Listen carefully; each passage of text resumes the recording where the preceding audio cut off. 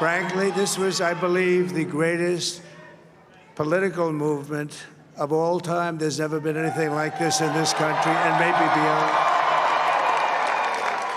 And now it's going to reach a new level of importance because we're going to help our country heal. We're going to help our country heal. We have a country that needs help, and it needs help very badly.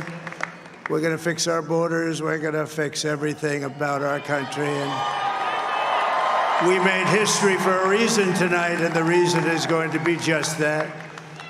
We overcame obstacles that nobody thought possible, and